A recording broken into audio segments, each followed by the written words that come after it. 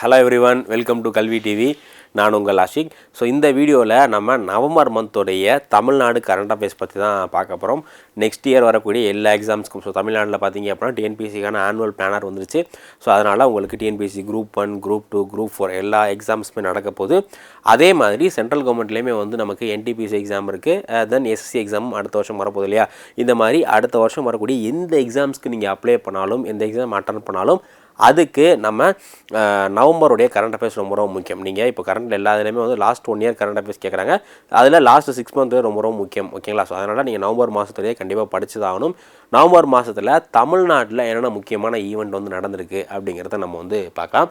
So first Tamil Nadu ஒரு முக்கியமான committee வந்து ஃபார்ம் பண்ணியிருக்காங்க. எதுக்காக அப்படின்னா ஆன்டி ஹானர் கில்லிங் லா. ஆன்டி ஹானர் கில்லிங் லா அப்படிங்கிறது என்னென்னா, நம்ம நிறைய படங்களில் பார்த்துருப்போம். அதே மாதிரி நிறைய ஊர்கள்லையுமே இந்த ஆணவ கொலை அப்படிங்கிறது நடக்குது இல்லையா. இப்போது ஒரு பெண்ணும் ஆணும் வேறு ரிலீஜனில் இருந்தவங்க இல்லை வேறு ஜாதி சார்ந்தவங்க வந்து கல்யாணம் பண்ணிக்கிட்டாங்க, லவ் பண்ணி கல்யாணம் பண்ணிட்டாங்க அப்படின்னா அவங்கள என்ன பண்ணுறாங்க, அவங்க பெற்றோர்களே கொலை பண்ணக்கூடிய ஒரு நிலை வந்து தமிழ்நாடு நிலவிக்கிட்டு இருக்கு இல்லையா. இதை தடுக்கணும் அப்படிங்கிறதுக்காக நம்மளுடைய தமிழக அரசாங்கம் ஒரு சட்டம் வந்து கொண்டு வர போகிறாங்க. இந்த சட்டத்தில் என்னென்ன விஷயங்கள்லாம் இருக்கணும் அப்படிங்கிறத பற்றி ஒரு ரிவ்யூ பண்ணுறதுக்காக, ஒரு டிராஃப்ட் பண்ணுறதுக்காக ஒரு கமிட்டியை தமிழக அரசாங்கம் போட்டிருக்காங்க. இந்த கமிட்டிக்கு யார் தலைமை தாங்குறா அப்படின்னா justice KN Basha. So justice KN Basha அப்படிங்கிற இவர் தான் ரிட்டையர்ட் ஜட்ஜ் தான் வந்து இது பண்ணுறாரு. So recommended new law to prevent honour killing. So இவங்க என்ன பண்ணுவாங்க, அந்த கமிட்டி வந்து புது சட்டத்தில் என்னென்ன விஷயங்கள்லாம் இருக்கணும், புது சட்டத்தில் என்னென்ன விஷயங்கள்லாம் இருக்கணும் அப்படிங்கிறத ஒரு ரிப்போர்ட்டை ரெடி பண்ணி தமிழக அரசாங்கத்துக்கு கொடுப்பாங்க. தமிழக அரசாங்கம் அந்த ரிப்போர்ட்டை பேஸ் பண்ணி இந்த ஜஸ்டிஸ் KN பாஷா அவர்களுடைய தலைமையில் உள்ள கமிட்டி என்னென்னலாம் வந்து பரிந்துரை பண்ணுதோ அதை பேஸ் பண்ணி ஒரு சட்டத்தை கொண்டு வந்து நம்மளுடைய மாநில சட்டமன்றத்தில் வந்து பாஸ் பண்ணுவாங்க. இதில் நிறையா முக்கியமான நபர்கள் இதில் வந்து இருக்காங்க. ஓகேங்களா? ஸோ அப்போது ஆன்டி ஹானர் கில்லிங் லாக்காக போடப்பட்ட கமிட்டியோட தலைவர் யார்? ஜஸ்டிஸ் KN பாஷா. ஜஸ்டிஸ் KN பாஷா அப்படிங்கிற இவர் தான் ஆன்டி ஹானர் கில்லிங் லாக்காக போடப்பட்ட கமிட்டியோடைய தலைவர். ஓகேங்களா? ஸோ நெக்ஸ்ட்டு நம்ம தமிழ்நாடுடைய கவர்னர் நம்ம தமிழ்நாட்டுடைய ஒரு 3 பில்லை அப்ரூவ் வந்து கொடுத்துருக்காரு. ஓகேங்களா? ஸோ நம்ம மாநிலத்தில் ஒரு பில்லு பாஸ் ஆகணும், ஒரு மசோதா பாஸ் ஆகணும், அது வந்து சட்டமாக மாறணும் அப்படின்னா அது ஃபஸ்ட்டு வந்து நம்மளுடைய மாநில சட்டசபையில் பாஸ் ஆகணும். நம்ம ஸ்டேட் லெஜிஸ்லேட்டிவ் அசம்பிளி இருக்கு இல்லையா, ஃபஸ்ட்டு நம்ம ஸ்டேட் லெஜிஸ்லேட்டிவ் அசம்பிளியில் பாஸ் பண்ணணும். அதுக்கப்புறமா அந்த சட்டத்துக்கு நம்ம கவர்னர், ஆளுநர் இருக்கார் இல்லையா, ஆளுநர் வந்து அதுக்கு ஒப்புதல் கொடுத்தா மட்டும்தான் அது சட்டமாக மாறும். அந்த சட்டம் வந்து ஆக்டாக வந்து மாறும். ஸோ அதனால் நம்ம தமிழக அரசாங்கம் வந்து நிறையா சட்டத்தை ஆளுநர் வந்து பெண்டிங்கில் போட்டிருந்தாரு. இப்போது ஒரு 3 முக்கியமான சட்டங்கள், தமிழ்நாட்டுடைய 3 முக்கியமான சட்டங்களுக்கு ஆளுநர் அவர்கள் ஒப்புதல் வழங்கியிருக்காங்க. என்னென்ன சட்டம் அப்படின்னா, first extended to the tenure of local body administrator. இந்த உள்ளாட்சி அமைப்புகள் இருக்கு இல்லையா, இந்த உள்ளாட்சி அமைப்புகளுடைய பதவி காலத்தை நீட்டிக்கணும் அப்படிங்கிறதுக்கான ஒரு மசோதா வந்து ஃபஸ்ட்டு மசோதா. ஓகேங்களா? So to the extension tenure of the local body administrator. ரெண்டாவது அமன் பஞ்சாயத்து ரூல்ஸ். ரெண்டாவது வந்து பார்த்தீங்கன்னா பஞ்சாயத்துடைய ரூல்ஸ், அந்த நடைமுறைகள்லாம் இருக்கு இல்லையா, இந்த பஞ்சாயத்துடைய விதிகளில் சில மாற்றங்கள் கொண்டு வரதுக்காக இன்னொரு மசோதா பாஸ் பண்ணியிருந்தாங்க. அதுக்கும் ஒப்புதல் கொடுத்துட்டாரு. அடுத்து 3வது மசோதா என்ன அப்படின்னா modify technical education administration rule. இந்த தொழில்நுட்ப கல்விகள் இருக்கு இல்லையா, இந்த தொழில்நுட்ப கல்விகள் கல்லூரிகளில் சேர்றதுக்கான எலிஜிபிலிட்டி, குவாலிஃபிகேஷன், இந்த மாதிரியான விஷயங்கள்லாம் மாற்றம் பண்ணுறதுக்காக ஒரு மசோதா கொண்டு வந்திருந்தாங்க. அப்போது இந்த 3 மசோதா என்னென்னா, ஃபஸ்ட் வந்து பஞ்சாயத்துடைய அந்த டென்யூர் எக்ஸ்டெண்ட் பண்ணுறதுக்காக, பஞ்சாயத்து அட்மினிஸ்ட்ரேட்டர் டென்யூர் எக்ஸ்டெண்ட் பண்ணுறதுக்காக, ரெண்டாவது பஞ்சாயத்து ரூல்ஸு, 3வது technical education. So technical education அட்மிஷனில் ஒரு சில மாற்றம் கொண்டுறதுக்காக இந்த விஷயங்கள்லாம் பண்ணியிருக்காங்க. இப்போ இந்த 3 விஷயங்கள். அடுத்து தமிழக அரசாங்கம் என்ன பண்ணுறாங்க அப்படின்னா ஆன்சியன்ட் மெரைன் ஃபோசில் ஃபவுண்டின் தூத்துக்குடியில் ரீசெண்டாக ஒரு அகழாராய்ச்சி நடந்துச்சு. அதில் ஒரு முக்கியமான விஷயம் வந்து கண்டுபிடிச்சிருக்காங்க. என்ன அப்படின்னா, தூத்துக்குடியில் இருக்கக்கூடிய பிரதான கடல் புதைப்படிவ கண்டுபிடிப்பு என்னன்னா, தொல்லியல் அகழாராய்ச்சி தூத்துக்குடி மாவட்டத்தில் இருக்கக்கூடிய மீன் மற்றும் ஓடு பதிப்புகள் உள்ளிட்ட பிரதான கடல் புதைப்படிகள் மற்றும் ஒரு மணற்கல் கருவியும் கண்டறிந்தன. ஓகேங்களா? ஸோ இது வந்து கிட்டத்தட்ட 10,000 வருடங்களுக்கு முன். 10,000 தூத்துக்குடி அப்படிங்கிறது என்ன, ஒரு போர்ட் சிட்டி இல்லையா, தமிழ்நாட்டுடைய ஒரு முக்கியமான போர்ட் சிட்டி. நிறையா மூவேந்தர் காலகட்டத்திலலாம் வந்து சங்க காலத்துலலாம் தமிழ்நாடுடைய ஒரு முக்கியமான துறைமுக நகராகவும் தூத்துக்குடி இருந்திருக்கு இல்லையா. அங்கே என்ன பண்ணியிருக்காங்க அப்படின்னா ஒரு சில ஆர்கியாலஜிக்கல் எக்ஸ்கவேஷன் வந்து எங்கே கண்டுபிடிச்சிருக்காங்க, தூத்துக்குடியில். எங்கே அப்படின்னா பட்டினமருதூர், பேர் ரொம்ப ரொம்ப முக்கியம். ஸோ தூத்துக்குடியில் பட்டினமருதூர் அப்படிங்கிற இந்த ஒரு இடத்துல காலகட்டத்தில் ஏன்ஷியன்ட் மெரைன் ஃபோசில்ஸ், அது மட்டும் இல்லாமல் ஃபிஷ் அண்டு செல் இம்ப்ரெஷன். இந்த செல் இம்ப்ரெஷன் அப்படிங்கிறது என்னென்னா இந்த சங்கு இதெல்லாம் கிடைக்கும் இல்லையா, அது அந்த மாதிரியான ஒரு இது. ஸோ மொத்தம் இது எல்லாமே எங்கே பட்டினமருதூர், இப்போ இடம் முக்கியம், பட்டினமருதூர் அப்படிங்கிறது எந்த இடத்துல இருக்குது, இது தூத்துக்குடியில் இருக்குது. ஓகேங்களா. ஸோ இது என்ன சொல்லுது அப்படின்னா 10,000 ஆண்டுகளுக்கு முற்பட்ட மக்களுடைய வாழ்க்கை வரலாறு, வாழ்க்கை முறையில் எப்படி இருந்துச்சு அப்படிங்கிறத இந்த ஒரு பட்டினமருதூரில் கண்டுபிடிக்கப்பட்ட கண்டுபிடிப்பு நமக்கு வந்து சொல்லுது. Okay. So next 12 new Thozhi working women hostel launch. So தமிழக அரசாங்கம் என்ன பண்ணுறாங்க அப்படின்னா 2024 பட்ஜெட்டில் தோழி உமன் ஹாஸ்டல் அப்படிங்கிற இந்த ஒரு பெண்களுக்கான தங்கும் விடுதியை கொண்டு வந்தாங்க. இப்போது நிறைய பெண்கள் என்ன பண்ணுறாங்க, கிராமத்திலேருந்து வேலை வாய்ப்புகளுக்காக நகரங்கள் நோக்கி வர்றாங்க இல்லையா, அவங்க ஃபேஸ் பண்ணக்கூடிய முக்கியமான சேலஞ்ச் அவங்களுக்கு தங்குறதுக்கு பாதுகாப்பான இடம். ஃபஸ்ட்டு பாதுகாப்பான இடம் கிடைக்கிறது இல்லை, அதேமாதிரி பாதுகாப்பான இடம் கிடைச்சாலும் அதுக்கான காஸ்ட் ரொம்ப ரொம்ப அதிகமாக இருக்குது, அவங்களால அஃபோர்ட் பண்ண முடியாத அளவுக்கு காஸ்ட்டாக இருக்குது. இதுக்காக என்ன பண்ணுறாங்கன்னா தமிழக அரசாங்கம் ஒரு புதிய உமன்ஸ் ஹாஸ்டல், இது வந்து ஒர்க்கிங் உமன், இதில் வந்து படிக்கிறவங்களோ நார்மலான உமன்ஸ் வந்து தங்க முடியாது, யாரெல்லாம் வேலை பார்க்குறாங்களோ அது மாதிரி ஒர்க்கிங் உமன் மட்டும் தங்குறதுக்கான ஒரு ஹாஸ்டலில் தமிழக அரசாங்கம் வந்து கொண்டு வராங்க. அந்த ஹாஸ்டலுக்கு பேர் தான் என்ன, தோழி. ஓகேங்களா. ஸோ தோழி ஒர்க்கிங் உமன் ஹாஸ்டல் அப்படிங்கிற இது. ஸோ இது வந்து ஆல்ரெடி போன வருஷமே கொண்டு வந்துட்டாங்க. இப்போது நம்மளுடைய முதல்வர்கள் என்ன பண்ணுறாங்க அப்படின்னா ஒரு 12 புதிய தோழி ஒர்க்கிங் உமன் ஹாஸ்டலுக்காக அடிக்கல் நாட்டியிருக்காங்க. இது எத்தனை மாவட்டங்கள் வருது அப்படின்னா 12 மாவட்டங்களில் 12 வருது. மொத்தம் இதுக்கான பட்ஜெட் வந்து 62.51 crore, 62.51 கோடி ரூபாய், 51 கோடி ரூபாய் இந்த இது வந்து வருது. ஸோ இது மூலியமாக ஒரு 740 பெண்கள், 740 பெண்கள் வந்து பயனடைறதுக்கு வாய்ப்பு இருக்குது. ஸோ அது மட்டும் இல்லாமல் நம்முடைய முதல்வர்கள் கோயம்புத்தூர்லேயும் திருச்சிலையும் juvenile home. So juvenile home அப்படிங்கிறது சிறார் இல்லம். ஸோ சிறார் இல்லத்தை வந்து எங்கெங்கே திறந்து வச்சுருக்காங்க அப்படின்னா கோயம்புத்தூரில், திருச்சியில். ஸோ கோயம்புத்தூர்லேயும் திருச்சிலையும் சிறார் இல்லங்களையும் நம்மளுடைய தமிழக முதல்வர் அவர்கள் திறந்து வச்சுருக்காங்க. ஓகேங்களா. ஸோ அடுத்து தமிழக அரசாங்கம் hikes dearness allowance. So dearness allowance அப்படிங்கிறது என்ன, நம்ம கவர்மெண்ட் எம்ப்ளாயீஸ்லாம் இருக்காங்கல்ல, அவங்களுக்கு என்ன பண்ணுவாங்கன்னா நம்மளுடைய மத்திய அரசாங்கமும் சரி மாநில அரசாங்கமும் சரி அவங்களுடைய பேசிக் பேலேருந்து ஒரு பர்டிகுலர் பர்சன்டேஜை ஒவ்வொரு வருஷமும் இன்க்ரீஸ் பண்ணுவாங்க. எதுக்காகனா இன்ஃப்ளேஷன், நம்ம இந்தியாவில் ஒவ்வொரு வருஷம் இன்ஃப்ளேஷன் வருது இல்லையா, அந்த இன்ஃப்ளேஷன்லேருந்து இந்த சேலரி பீப்புளை வந்து பாதுகாக்கிறதுக்காக ஒவ்வொரு வருஷமும் இந்த அவங்களுடைய சேலரியிலேருந்து ஒரு 5% இல்லை 10% சம்திங், எவ்வளோ ரொம்ப ரொம்ப கம்மியான அமௌண்ட் இன்ஃப்ளேஷனுக்கு ஏற்ற மாதிரி என்ன பண்ணுவாங்க, அந்த சேலரியிலேருந்து எக்ஸ்ட்ரா வந்து இன்க்ரிமெண்ட் கொடுப்பாங்க. அதுக்கு பேர் தான் டிஏ அப்படிங்கிறது. இதுவரை தமிழ்நாட்டில் என்ன பண்ணிட்டு இருந்தாங்க அப்படின்னா டிஏ அப்படிங்கிறது 55% தான் இருந்துச்சு, 55% அவங்களுடைய சேலரியிலேருந்து எக்ஸ்ட்ரா 55% என்ன பண்ணுவாங்க, அரசாங்கம் வந்து டிஏவாக கொடுப்பாங்க. பட் இப்போது அந்த டிஏயில் ஒரு மாற்றம் கொண்டு வந்திருக்காங்க. இது எதுக்காகனா போன ஜூலையில், இந்த 2020 ஜூலையில் நம்ம மத்திய அரசாங்கம் இதே மாற்றம் கொண்டு வந்தாங்க. அதனால் நம்ம தமிழக அரசாங்கம் மத்திய அரசாங்கத்தை ஃபாலோ பண்ணி இந்த டிஏயில் மாற்றம் வந்து கொண்டு வந்திருக்காங்க. இப்போ டிஏ எவ்வளோ இன்க்ரீஸ் பண்ணியிருக்காங்க அப்படின்னா இதுக்கு முன்னாடி 55% தமிழ்நாட்டில் டிஏ இருந்துச்சு, இப்போது அதை 58%, டிஏ அப்படிங்கிறது 55% இருந்துச்சு, அதை 58% இன்க்ரீஸ் வந்து பண்ணியிருக்காங்க. இது வந்து எப்போ இருந்து நடைமுறைக்கு வரப்போகுது அப்படின்னா இது ஜூலை 1ஆம் தேதியிலிருந்து.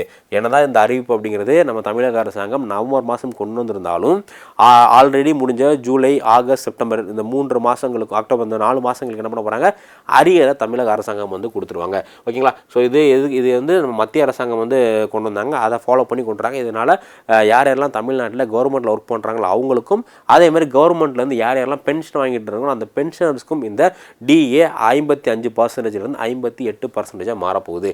ஓகேவா. அடுத்து நம்ம தமிழ்நாடு ஆர்கியாலஜி எக்ஸ்கவேஷன் என்ன பண்ண போகிறாங்க அப்படின்னா எஜிப்தில் போய் ஒரு சில ஆர்கியாலஜிக்கல் எக்ஸ்கவேஷன் பண்ண போகிறாங்க.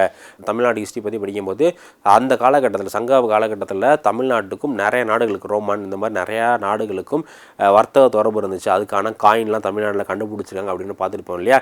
இப்போது தமிழ்நாட்டுக்கும் எஜிப்துக்கும் என்ன மாதிரியான தொடர்புகள் அந்த காலகட்டத்தில் இருந்திருக்கு அப்படிங்கிறத பற்றி ஆராய்ச்சி பண்ணுறதுக்காக தமிழ்நாட்டுடைய ஆர்கியாலஜிக்கல் டிபார்ட்மெண்ட் என்ன பண்ணுறாங்க அப்படின்னா நம்ம ஆர்கியாலஜிக்கல் டிபார்ட்மெண்ட்டை ஒரு குரூப்பை எஜிப்துக்கு அனுப்புகிறாங்க.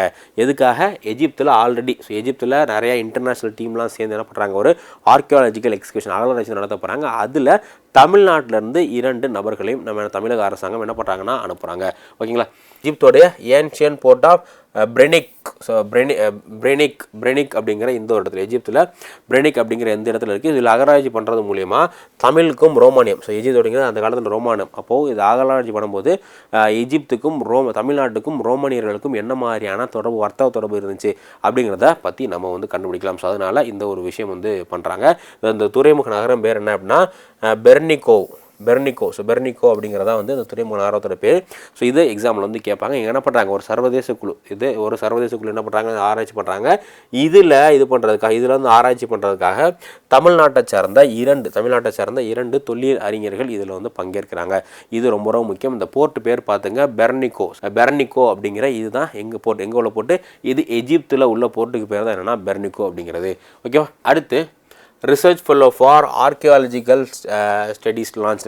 ஸோ இதில் நம்ம தமிழக அரசாங்கம் என்ன பண்ணுறாங்கன்னா, நம்ம தமிழ்நாட்டை பற்றி யாராச்சும் ரிசர்ச் பண்ணுறாங்க, ஹிஸ்ட்ரியில் ஆராய்ச்சி மாணவர்கள் நிறைய ரிசர்ச் பண்ணுவாங்க இல்லையா, அதில் தமிழ்நாட்டை பற்றி ஆராய்ச்சி மாணவர்கள் யாரும் ரிசர்ச் பண்ணுறாங்க அப்படின்னா அவங்களுக்காக, அந்த ஆராய்ச்சி மாணவர்களுக்காக ஒரு சில இன்சென்டிவோ தமிழக அரசாங்கம் வந்து கொடுக்குறாங்க. என்ன அப்படின்னா, லான்ச்டு 1 year ஃபெல்லோஷிப். ஸோ ஓகேங்களா, 1 year fellowship offering 50,000 per month. ஓகேங்களா, 50,000 தமிழக அரசாங்கம் ஒரு மாதத்துக்கும் 50,000 யார் கொடுக்குறாங்க, யாரெல்லாம் தமிழ்நாட்டை பற்றியோ தமிழ் மொழி பற்றியோ ரிசர்ச் பண்ணுறாங்களோ அந்த ரிசர்ச் ஸ்காலர் இருக்காங்களே அவங்களுக்கு 50,000 ரூபாய் வந்து கொடுக்குறாங்க.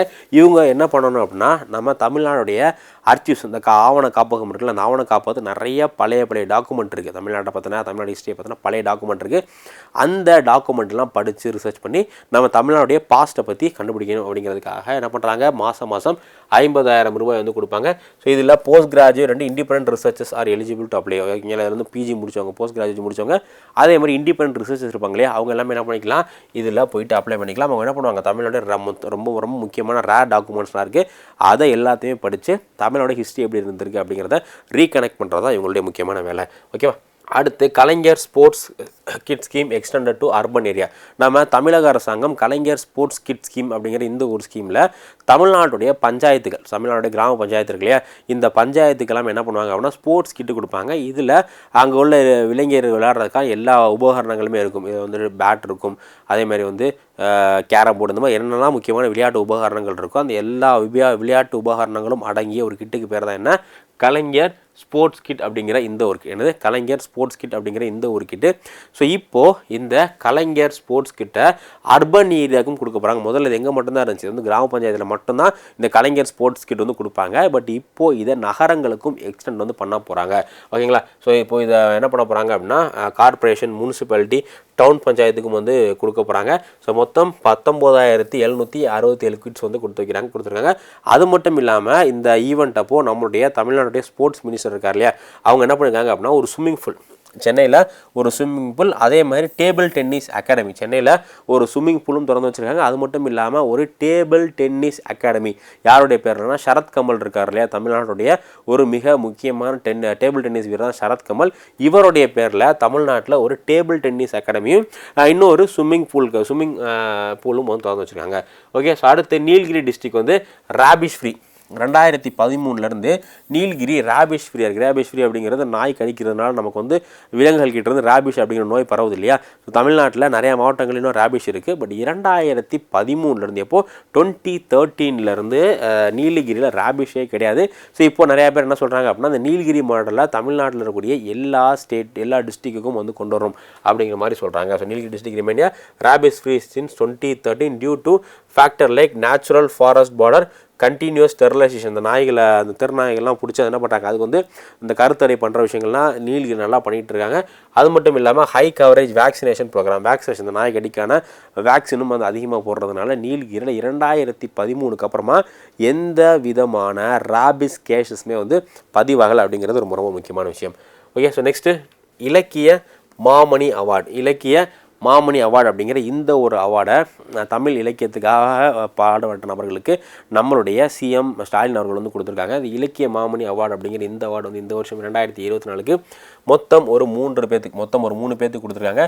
ஸோ ஃபஸ்ட்டு யார் அப்படின்னா doctor D Gnanachandram. So doctor D Gnanachandram அப்படிங்கிற இவருக்கு, ரெண்டாவது டாக்டர் ஆர் காமராசு அப்படிங்கிற இவருக்கு, மூணாவது கே சுந்தரம் அப்படிங்கிற இந்த 3 பேத்துக்கும் வந்து கொடுத்துருக்காங்க. இது வந்து பார்த்திங்க அப்படின்னா என்னென்ன கேட்டகிரியில் கொடுப்பாங்கன்னா, மொத்தம் 3 கேட்டகிரியில் கொடுப்பாங்க. ஃபர்ஸ்ட் வந்து கிளாசிக்கல், ரிசர்ச் அண்ட் கிரியேட்டிவ். ஓகேங்களா. So classical, research and creative அப்படிங்கிற இந்த 3 கேட்டகிரியில் யாருக்கு, doctor D Gnanachandram, doctor R Kamarasu and K Somasundaram அப்படிங்கிற இந்த 3 பேத்துக்கும் என்ன அவார்டு கொடுத்துருக்காங்க, இலக்கிய மாமணி அப்படிங்கிற அவார்டு தமிழக அரசாங்கம் கொடுத்துருக்காங்க.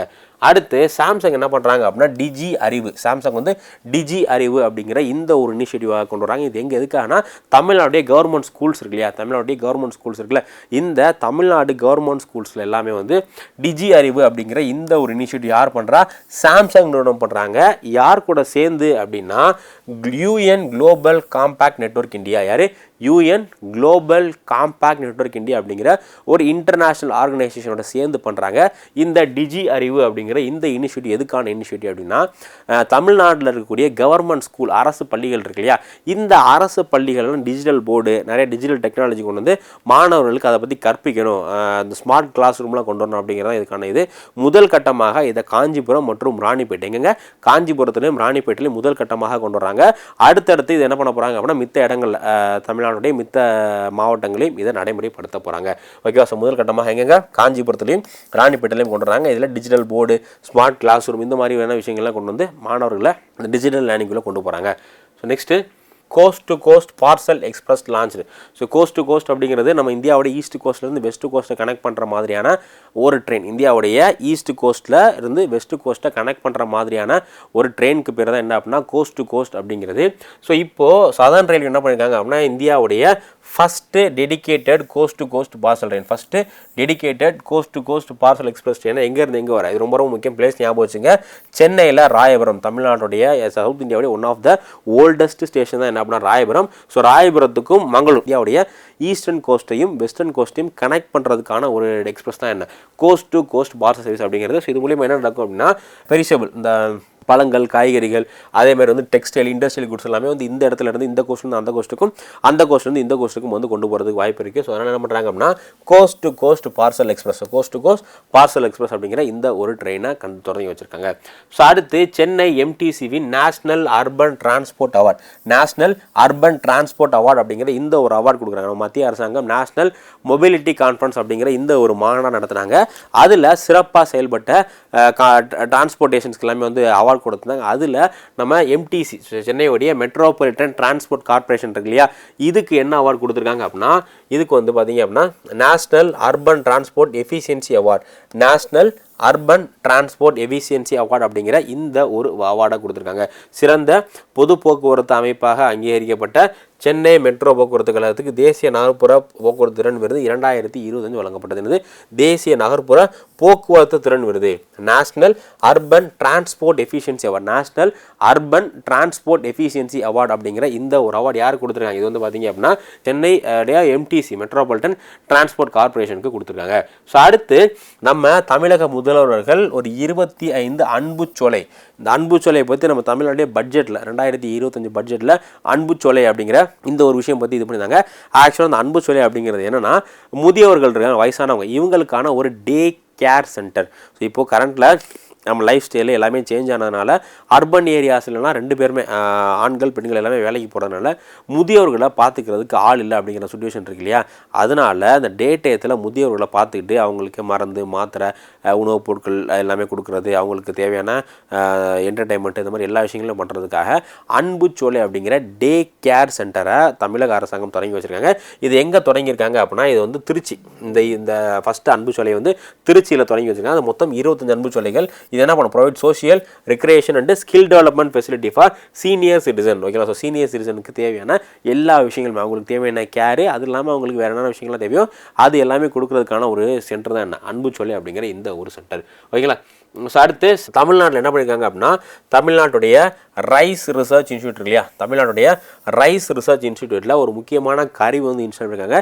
என்ன கருவி, சினிட்டிலோமீட்டர் அப்படிங்கிற இந்த ஒரு கருவி. என்ன கருவி, சினிட்டிலோமீட்டர் அப்படிங்கிற இந்த ஒரு கருவியை தமிழ்நாடு ரைஸ் ரிசர்ச் இன்ஸ்டியூட் ஆடுதுறையில் தமிழ்நாடு ரைஸ் ரிசர்ச் இன்ஸ்டியூட் இருக்கு இல்லையா, இங்கே இந்த கருவியை வந்து கொண்டு வந்திருக்காங்க. இது என்ன பண்ணும் அப்படின்னா measure the heat moisture flex aiding the climate smart agriculture. ஓகேங்களா. விவசாயத்துக்கு தேவையான கிராப்ஸோடைய எல்லா விஷயங்களும் டெம்பரேச்சர் எப்படி இருக்குது, மாய்ஸ்டர் எப்படி இருக்குது அப்படிங்கிற எல்லாத்தையுமே கண்டுபிடிக்கிறதுக்கான ஒரு இதை எங்கே இன்ஸ்டால் பண்ணியிருக்காங்க, ஆடுதுறையில் இன்ஸ்டால் வந்து பண்ணியிருக்காங்க. ஸோ அடுத்து கோயம்புத்தூரில் டிஃபென்ஸ் கான்க்ளேவ் 2025 இந்தியாவை பொறுத்தவரை மொத்தம் வந்து ஃபஸ்ட்டு 2 இடத்த டிஃபென்ஸ் காரிடார் அறிவிச்சிருந்தாங்க. ஒன்று தமிழ்நாட்டில், இன்னொன்று வந்து உத்தரப்பிரதேசத்தில். இப்போ 2020 நம்ம மகாராஷ்டிரா, அசாம் இது ரெண்டையும் டிஃபென்ஸ் காரிடோர் அறிவிச்சிருக்காங்க இல்லையா. இதில் தமிழ்நாட்டோடைய அந்த டிஃபென்ஸ் காரிடோர் ப்ரொமோட் பண்ணுறதுக்காக என்ன பண்ணியிருக்காங்க, நம்முடைய மத்திய அரசாங்கம் வந்து கோயம்புத்தூரில் டிஃபென்ஸ் கான்க்ளேவ் 2 டே டிஃபென்ஸ் கான்க்ளேவ் அப்படிங்கிற இந்த ஒரு இனிஷியேட்டிவ் கண்டக்ட் பண்ணியிருக்காங்க. இந்த இனிஷியேட்டிவ் முக்கியமான நோக்கம் இப்போது டிஃபென்ஸ்க்கு நிறையா பிரைவேட் நிறுவனங்களும் டிஃபென்ஸ்க்கு தேவையான உதிரி பாகங்கள், டிஃபென்ஸ்க்கு தேவையான அந்த மிசைல்ஸ் எல்லாமே பில்ட் பண்ணுறாங்க இல்லையா. ஸோ அவங்க எல்லாத்தையுமே வந்து காட்சிப்படுத்துறதுக்கு அவங்களுக்கான ஒரு எக்ஸிபிஷனுக்கு பேர் தான் என்ன, டிஃபென்ஸ் கான்க்ளேவ் 2025. டிஃபென்ஸ் கான்க்ளேவ் 2025 அப்படிங்கிறது 2025ஆம் ஆண்டுக்கான டிஃபென்ஸ் கான்க்ளேவ் எங்கே கொண்டு வந்திருக்காங்க. இது வந்து பார்த்தீங்க அப்படின்னா கோயம்புத்தூரில், ஸோ 2025க்கான டிஃபென்ஸ் கான்க்ளேவை கோயம்புத்தூரில் கொண்டு வந்திருக்காங்க. ஓகேவா. ஸோ அடுத்து கோவளம் பீச். ஸோ கோவளம் அப்படிங்கிறது சென்னையில் இருக்கக்கூடிய, சென்னைக்கு பக்கத்தில் கோவளம் இருக்கு இல்லையா. இந்த கோவளத்தில் ஒரு மிகப்பெரிய பீச் இருக்குது. இந்த கோவளம் பீச்சுக்கு ப்ளூ ஃப்ளாக் சர்டிஃபிகேஷன் 5 ஆண்டுகளுக்கு முன்னாடி. இந்த ப்ளூ ஃப்ளாக் அப்படிங்கிறது என்னென்னா, பீச்சுக்கான எந்தெந்த பீச்செலாம் வந்து தூய்மையாக இருக்கோ, எந்தெந்த பீச்செலாம் வந்து வரக்கூடிய டூரிஸ்ட்டுக்கு உகந்ததாக இருக்கோ அந்த பீச்சில் என்ன பண்ணுவாங்கன்னா ப்ளூ ஃப்ளாக் அப்படிங்கிற சர்டிஃபிகேட்டை டென்மார்க்கை சார்ந்த ஒரு நிறுவனம் வந்து ப்ரொவைட் பண்ணுவாங்க. ஓகேங்களா. யார் கொடுக்குறா, டென்மார்க்கை சார்ந்த ஒரு நிறுவனம் தான் வந்து ப்ளூ ஃப்ளாக் அப்படிங்கிற இந்த ஒரு சர்டிஃபிகேஷன் கொடுக்குறாங்க. இந்த சர்டிஃபிகேஷன் கொடுத்தாங்க அப்படின்னா அது வந்து ரொம்ப க்ளீனியான பீச், அங்கே அதிகமாக டூரிஸ்ட்லாம் வருவாங்க அப்படிங்கிறது அர்த்தம். ஸோ இப்போது தமிழ்நாட்டில் இருக்கக்கூடிய கோவளம் பீச்சுக்கு இதுக்கு முன்னாடியே கொடுத்துட்டாங்க. இந்த வருஷம் அவங்கள மறுபடியும் அப்ரூவ் பண்ணுறாங்க. ஒன்ஸ் வந்து இந்த ப்ளூ ஃப்ளாக் பீச் கொடுத்துட்டாங்க அப்படின்னா வருஷம் அது ரினியூ வந்து பண்ணும். இப்போ திரும்ப 5வது முறையாக யாருக்கு, கோவளம் பீச்சுக்கு ப்ளூ ஃப்ளாக் சர்டிஃபிகேஷன் வந்து கொடுத்துருக்காங்க.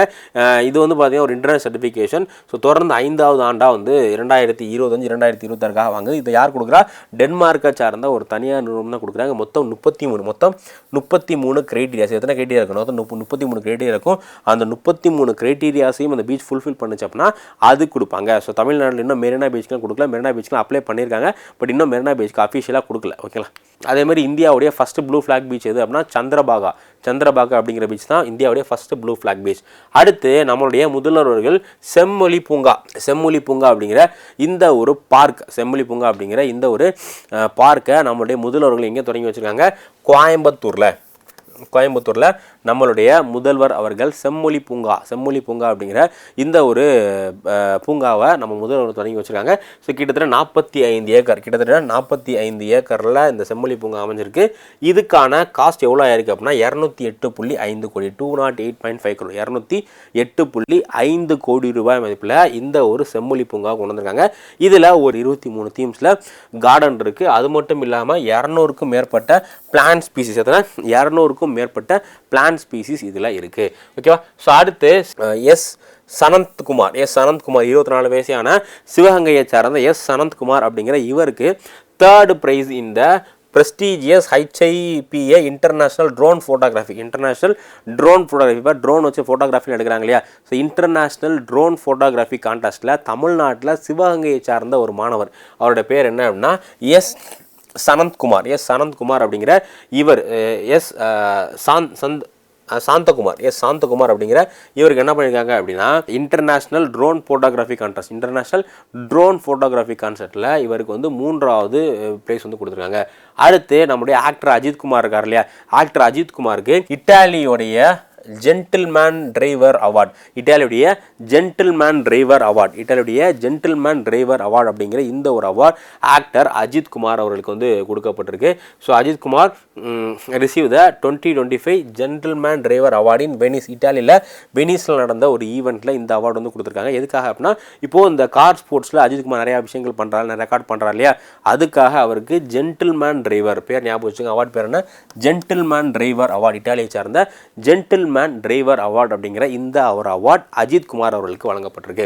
ஓகேவா. ஸோ அடுத்து மாவீரன் பொல்லன் மெமோரியல் இனாகிரேட் ஈரோடில் மாவீரன் பொல்லன் அப்படிங்கிற இவர் வந்து பார்த்தீங்கன்னா ஈரோடில் ஹிஸ்ட்ரி பற்றி படிக்கும்போது ஈரோடு இந்த சென்னிமலை இந்த இடத்துல நடந்த முக்கியமான கிளர்ச்சிகள் பற்றிலாம் பார்த்துருப்போம். அதில் பங்கேற்ற முக்கியமான நபர் தான் யார் அப்படின்னா இந்த மாவீரன் பொல்லன் அப்படிங்கிற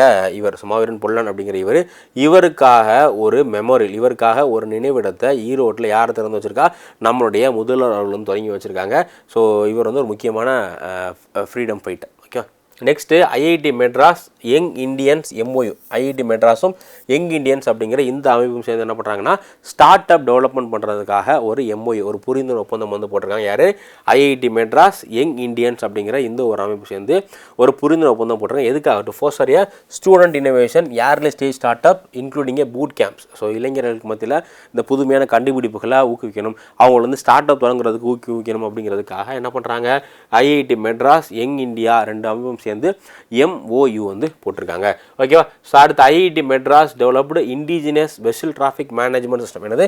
indigenous vessel traffic management. Indigenous vessel traffic management system அப்படிங்கிறது என்னன்னா, இப்போது பெரிய பெரிய கப்பல்கள், நம்ம துறைமுகங்களில் பெரிய பெரிய கப்பல்கள்லாம் வரும் இல்லையா, அதை எல்லாத்தையுமே வந்து ஆட்டோமேட்டிக்காக கைட் பண்ணுறது. இப்போ நம்ம ரோட்டில் போகும்போது டிராஃபிக் போலீஸ் வந்து டிராஃபிக் ஆகாமல் பார்த்துக்கிறாங்க இல்லையா, அதே மாதிரி துறைமுகங்களில் பெரிய பெரிய கண்டெய்னர் கப்பல்லாம் வரும்போது அதை டிராஃபிக் இல்லாமல் பார்த்துக்கிறதுக்கான ஒரு சிஸ்டத்துக்கு பேர் தான் என்ன, இந்த indigenous vessel traffic management system. என்னது? Indigenous vessel traffic management system அப்படிங்கிற இந்த சிஸ்டம். ஸோ இப்போது இண்டிஜினஸ் வெசல் டிராஃபிக் மேனேஜ்மெண்ட் சிஸ்டத்தை யார் உருவாக்கியிருக்கா அப்படின்னா ஐஐடி மெட்ராஸ் வந்து உருவாக்கியிருக்காங்க. யாருக்காக? வில்லிங்கம் போர்ட். ஸோ கேரளாவில் இப்போ தான் இந்தியாவுடைய ஒரு டீப் வாட்டர் கண்டெய்னர் போர்ட் வந்து கொண்டு வந்தாங்க, வில்லிங்கம் போர்ட்னு சொல்லிட்டு. ஸோ இந்த வில்லிங்கம் போர்ட்டில் தான் இந்த இனிஷியேட்டிவ் வந்து பண்ணுறாங்க. ஓகேவா? நெக்ஸ்ட்டு ராமநாதபுரத்தோட எம்பியாக இருக்கக்கூடிய நவாஸ்கனி. ஸோ கரண்டில் ராமநாதபுரம் எம்பி யார் இருக்கா? நவாஸ்கனி அப்படிங்கிற இவர் தான் ராமநாதபுரத்து எம்பியாக இருக்கார். இவரை தான் இப்போ என்ன பண்ணியிருக்காங்க, தமிழ்நாட்டுடைய வக்ஃப் வாரியம். ஸோ வக்ஃப் வாரியம் அப்படிங்கிறது இஸ்லாமியருடைய இந்த மதம் சம்பந்தமான சொத்துக்கள் இருக்குல்ல, இது எல்லாமே மேனேஜ் பண்ணக்கூடிய அமைப்பு பேர் தான் வக்ஃப் வாரியம் அப்படிங்கிறது. இப்போது தமிழ்நாடு வக்ஃப் வாரியத்துடைய தலைவராக திரும்பவும் யாரை போட்டிருக்காங்க அப்படின்னா MP Navas Kani. So MP Navas Kani அப்படின்னு சொல்லக்கூடிய இந்த ஒரு ராமநாதபுரம் பாராளுமன்ற தொகுதியுடைய எம்பியாக இருக்கக்கூடிய நவாஸ்கனி அவர்களை தமிழ்நாடு வக்ஃப் போர்டைய சேர்மனாக போட்டிருக்காங்க. ஓகேவா? ஸோ அடுத்து சோழ காலத்தை சார்ந்த ஒரு காயின். எந்த காலம்? சோழர்கள் காலத்தை சார்ந்த ஒரு காயின் வந்து எங்கே கிடச்சிருக்கு அப்படின்னா பன்ருட்டி. ஸோ பன்ருட்டி, கடலூரில் பன்ருட்டி இருக்கு இல்லையா, அங்கே சோழர் காலத்தை சார்ந்த ஒரு காயின் வந்து கிடச்சிருக்கு. யாருடைய காலம் அப்படின்னா ராஜேந்திர சோழன் 1. ஸோ ராஜேந்திர சோழன் 1 இருக்கார் இல்லையா, இவருடைய காலகட்டம், ராஜேந்திர சோழன் 1உடைய காலகட்டத்தை சார்ந்த ஒரு சில்வர் காயின் எங்கே கிடச்சிருக்கு அப்படின்னா இது வந்து பன்ருட்டியில் வந்து கிடச்சிருக்கு. ஸோ இது வந்து தென்பண்ணை ஆறு இருக்கு இல்லையா, ஸோ பன்ருட்டி கிட்ட தென்பண்ணை ஆறுலாம் வந்து கண்டுபிடிச்சிருக்காங்க. இதோடைய வெயிட்டு 4.35 கிராம் இருக்குது. First silver coin of the era found in the city. இந்த இடத்துல கண்டுபிடிக்கப்பட்ட முதல் சில்வர் காயின், அந்த காலகட்டத்தை சார்ந்த முதல் சில்வர் காயின் வந்து இதுதான். ஸோ இதில் என்னென்ன இருக்குது அப்படின்னா inscription of the king name and figure of deities. இதில் வந்து கடவுளுடைய உருவப்படங்கள் இருக்குது. அதே மாதிரி கிங்கோட நேம் ராஜேந்திர சோழன் 1 அப்படிங்கிற இவருடைய பேரும் இதில் பொறிக்கப்பட்டு எங்கே கண்டுபிடிச்சிருக்காங்க, பன்ருட்டியில் சோழர் காலத்தை சேர்ந்த ராஜேந்திர சோழனோட காலத்தை சேர்ந்த சில்வர் காயின் வந்து கண்டுபிடிச்சிருக்காங்க. ஓகேவா? ஸோ அடுத்து ஸ்வச் சர்வேக்கா அப்படிங்கிற இந்த ஒரு ரேங்கிங், நம்முடைய மத்திய அரசாங்கம் ஸ்வச் சர்வேக்கா அப்படிங்கிற இந்த ஒரு ரேங்கிங்கில் இந்தியாவுடைய கிளீனஸ்ட் சிட்டி எது, இந்தியாவுடைய டர்ட்டியஸ்ட் சிட்டி எது அப்படிங்கிறதெல்லாம் வந்து ரேங்க் பண்ணுறாங்க. இதில் இந்தியாவுடைய கிளீனஸ்ட் சிட்டியாக தொடர்ந்து ஒரு 6-7 ஆண்டுகளை யார் இருக்கான்னா மத்திய பிரதேசோட இண்டோர் தான் இந்தியாவுடைய கிளீனஸ்ட் சிட்டியாக இருக்குது. இப்போது இந்தியாவுடைய அசுத்தமான சிட்டிக்கான ஒரு பட்டியல் ரிலீஸ் பண்ணியிருக்காங்க. அதில் இந்தியாவுடைய அசுத்தமான சிட்டியில் முதல் இடத்துல இருக்கிறது யாருன்னா நம்மளுடைய மதுரை. ஸோ மதுரை தான் இந்த டெட்டியர் சிட்டியில் முதல் இடத்துல இருக்குது. அடுத்து இரண்டாவது யார் இருக்கா அப்படின்னா இரண்டாவது வந்து லூதியானா, மூன்றாவது சென்னை. சுத்தமாக இருக்கிறதுல வந்து இண்டோர், சூரத், நவி மும்பை இவங்க எல்லாமே க்ளீனாக வச்சுருக்காங்க. பட் ரொம்ப அசுத்தமாக இருக்கக்கூடிய நகரத்தில் ஃபஸ்ட் இருக்கிறது யார்? மதுரை. அதுக்கடுத்து லூதியானா. ஓகேங்களா? அதுக்கடுத்து லூதியானா, மூன்றாவது சென்னை. இவங்க 3 பேரும் வந்து அசுத்தமாக இருக்கிறதுல டாப் 3ல இருக்காங்க. அடுத்து தமிழ்நாடு ஒரு கமிட்டி ஃபார்ம் பண்ணியிருக்காங்க. எதுக்காக அப்படின்னா என்டேஞ்சர் ஸ்பீசிஸ் கன்சர்வேஷன் ஃபண்ட். எதுக்காக? Endanger species. தமிழக அரசாங்கம் ஒரு 50 கோடி ரூபாய் ஒதுக்கியிருந்தாங்க. எதுக்காக அப்படின்னா அழியக்கூடிய தருவாயில் இருக்கக்கூடிய விலங்குகள் எல்லாமே பாதுகாக்கணும் அப்படிங்கிறதுக்காக உருவாக்கியிருந்தாங்க. அந்த ஃபண்டை மேனேஜ் பண்ணுறதுக்காக ஒரு கமிட்டியும் இப்போது நம்ம தமிழக அரசாங்கம் வந்து கொண்டு வர்றாங்க.